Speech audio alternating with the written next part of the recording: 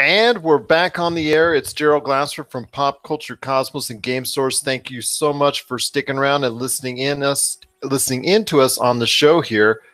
One thing that just came out of nowhere this week in the realm of pop culture, it came from the world of professional wrestling. Daniel Bryan, aka Brian Danielson, which is his real name. Daniel Bryan, one of the biggest stars of maybe the past few years of the WWE, World Wrestling Entertainment, recently announced that he is coming back to the WWE Squared Circle, which is kind of a little bit out there because for the past 2 years, he has had, I guess, the WWE has blocked his return to the ring due to complications, what they deemed from concussion-related injuries. He's gone all over the country getting support from neurological experts all over the country, getting that sign that, yeah, he was good, he was okay. But the WWE was blocking with their doctors saying that it wasn't quite enough at this point in time. Well, what changed? That, to me, I have those questions, and I know a lot of people out there have those questions as well. And who better to help me try and figure this out but a good friend of ours, Billy Donnelly from Intelligent Wrestling Conversation. Billy, it's great to have you back on the program. What's going on, man? Good to be here. Oh, it's awesome to have you again so much on the show. It's just great. And well, actually, let me say this. If you really want a show that breaks down the professional wrestling scene, you got to check out Intelligent Wrestling Conversation today on SoundCloud, iTunes, and so many other outlets. In fact, their latest episode actually delves into the the Daniel Bryan issue as far as him coming back into the ring. So first off, before I go more into detail as far as my thoughts, I want to hear what you think about Daniel Bryan coming back to a WWE ring.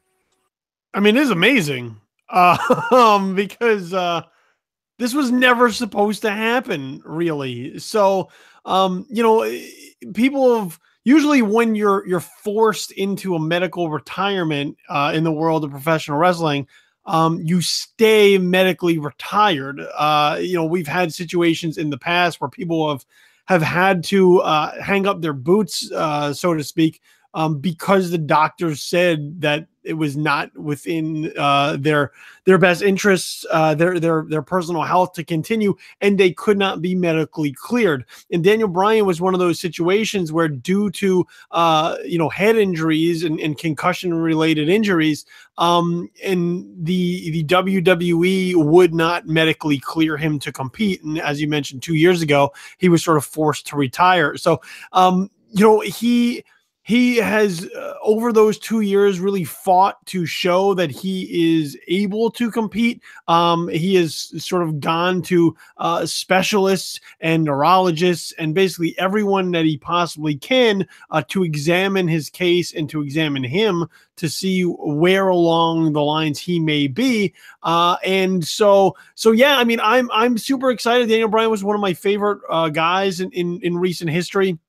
He's just sort of he's very organic in the way that he came together, especially in the WWE universe, as sort of the guy that we were told we couldn't have, and we made it happen. So yeah, I'm really excited. I'm really happy for him, because I know that he had a lot of struggles with the fact that he couldn't do this thing that he loved so much anymore, and he faced a lot of depression and a lot of anger and a lot of frustration as a result.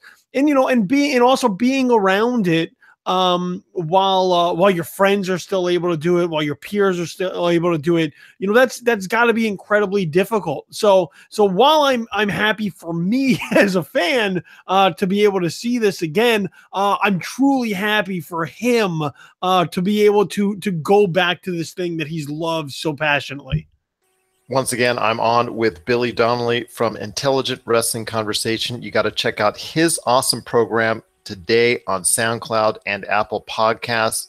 One thing I wanted to say is, in fact, I by the time this goes up, an article I will write for popculturecosmos.wordpress.com will indicate that I have some concerns about it. And first off, being that he was actually going to be at some point in time a free agent. His contract expires, I believe. He recently indicated in September of this year, and he indicated previously in interviews is that he strongly hinted that he would go back on the independent scene where it is not regulated as heavily as some other outlets. In fact, the WWE has regulated his mental health as far as his neurological health per se.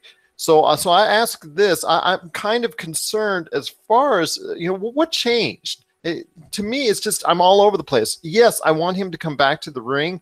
Yes, yes, yes.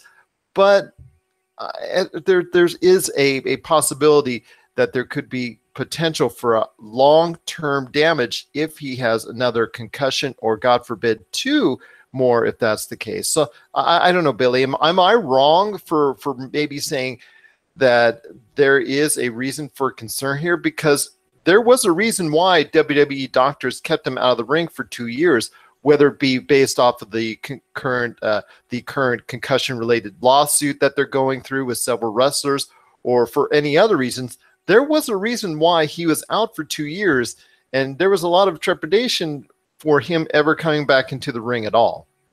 I mean, I'll agree with you to a degree, because as much as I love Daniel Bryan as a fan, watching him as a professional wrestler, I don't want to see anyone put their health or their life in danger for my entertainment. So, while other people are a bit more rabid in what it is that they want to see in the ring, I understand that this is another human being. He is a father. He is a husband. And so I want to see him go on and have a good quality of life from here on out, and not run into medical issues down the line. That said, I mean, the brain is a funny thing, because there's not a lot that we have known about it to this point.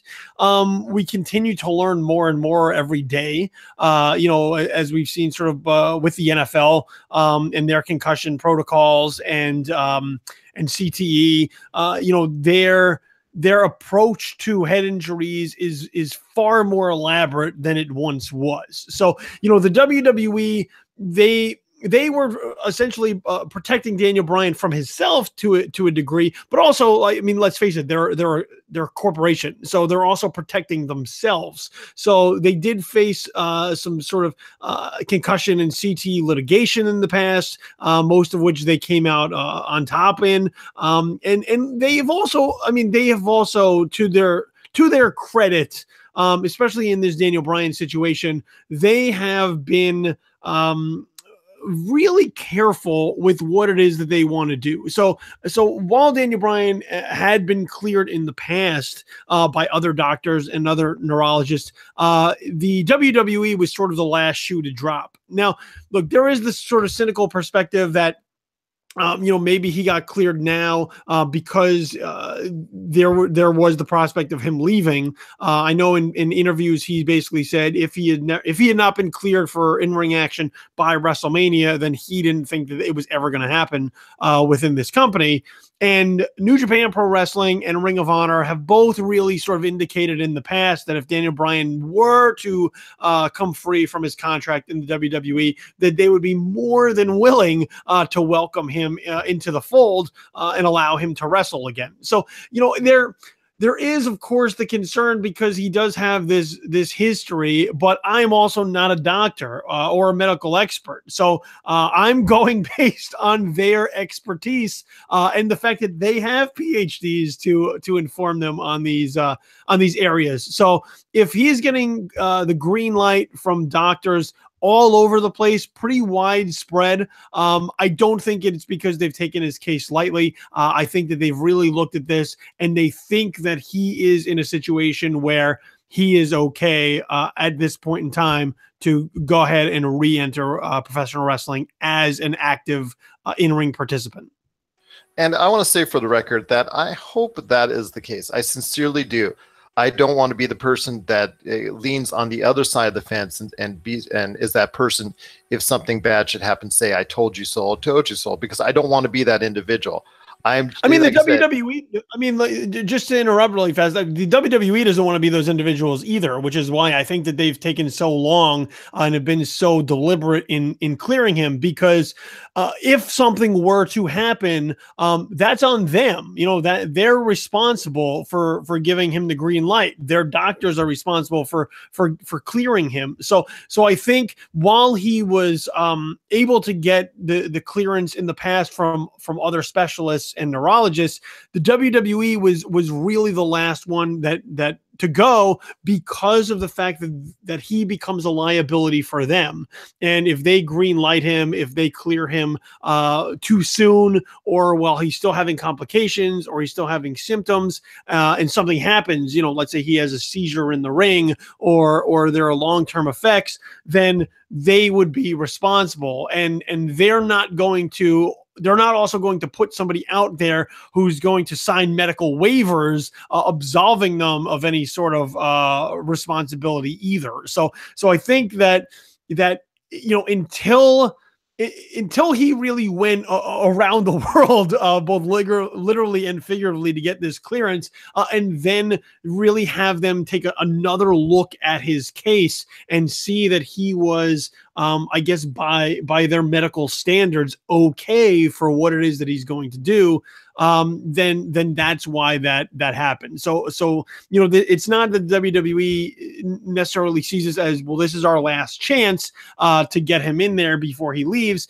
I think a big part of it was just, you know, they're not down for being involved in medical malpractice in the long term. So I think that was really one of the other big factors that sort of came into play as to why now, or why it took 2 years for the WWE to finally give him the thumbs up.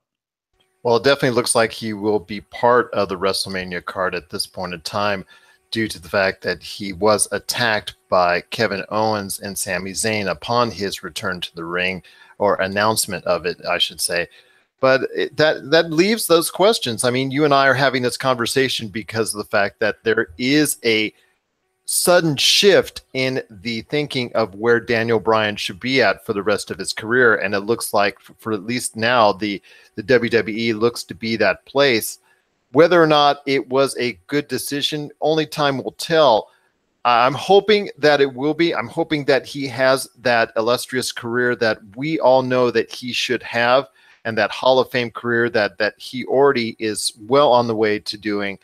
But you know, there's going to be people like me. There's going to be skeptics out there, and there's going to be other people and other individuals that are just, whether it's through negative reasons or whether it's just someone like me who has a concern for his well-being, there's going to be always some type of trepidation. And in fact, yourself, I can hear it in your voice when you talk about it, that there is, even though we are happy to see him in the ring, there's still a trepidation to be there.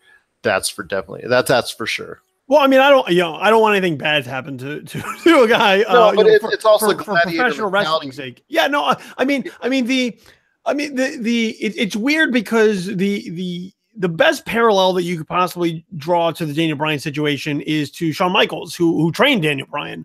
You know, Shawn Michaels had a serious back injury at one point in time, and was basically done. You know, that was the popular thinking, is that Shawn Michaels will never return to the ring ever again.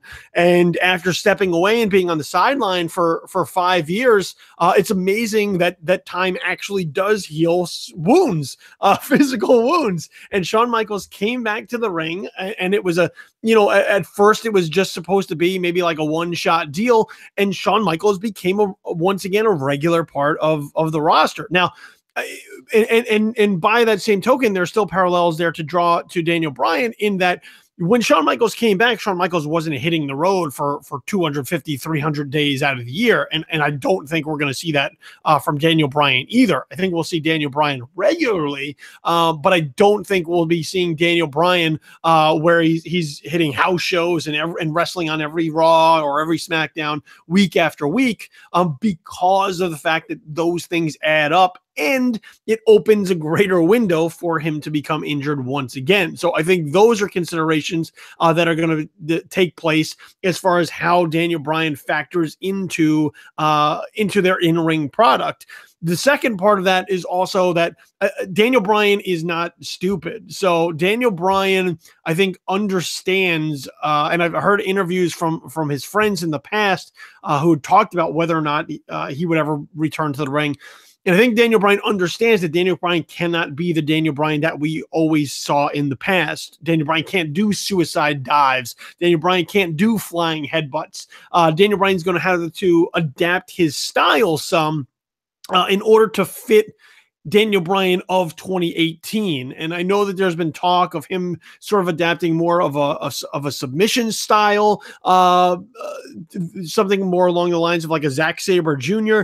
Than sort of just this just caution to the wind guy that he's been in the past. So I think if that also factors into it, then I think Daniel Bryan will be fine. I mean, concussions, they can just happen. So like there's no way for us to predict any of this. And, something could go awry. You could get hit with a kick or a fist or an elbow that was never meant to hit you in that way, which is sort of how Bret Hart's career came to an end. But the fact that the doctors are good enough with where he is right now, I wish him well. I am extremely excited about seeing him as a part of WrestleMania, especially since it's in New Orleans, which is where he had his one of his greatest moments of his entire career at WrestleMania 30. And once again, I cannot reiterate this enough. I am just extremely happy for this guy being able to come back and do this thing that he loves, because he's wanted it so badly. And these things never happen. And here it is. The impossible is becoming possible once again. This is true. And I know, in fact, I was thinking about that same Bret Hart analogy when it comes to how he got accidentally kicked by Goldberg, ending his career.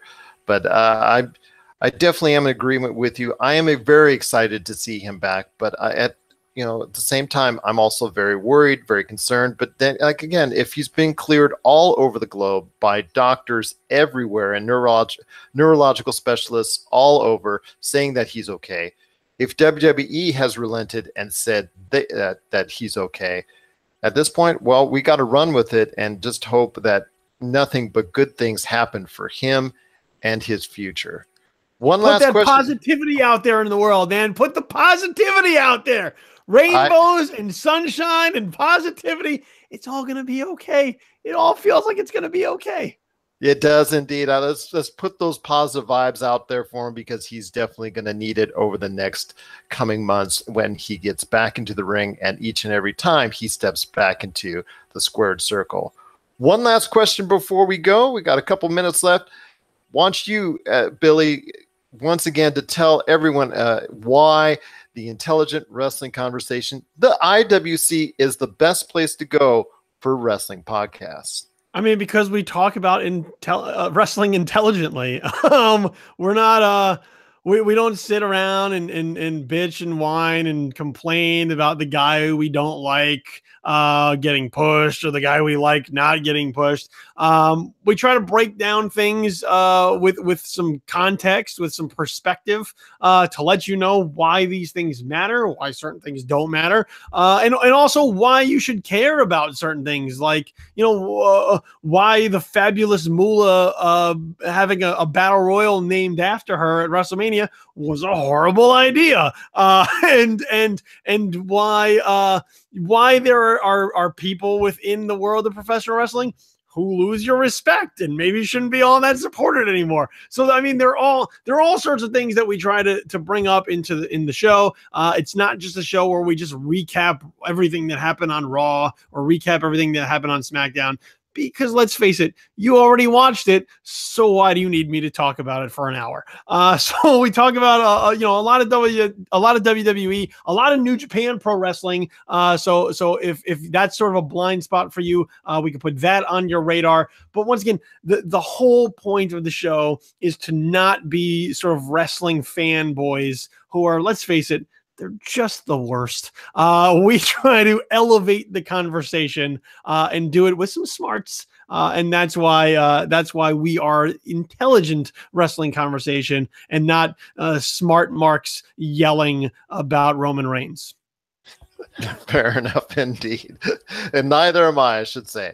But once again, it's great to have you on the show talking about Daniel Bryan and his latest attempt to come back into the ring.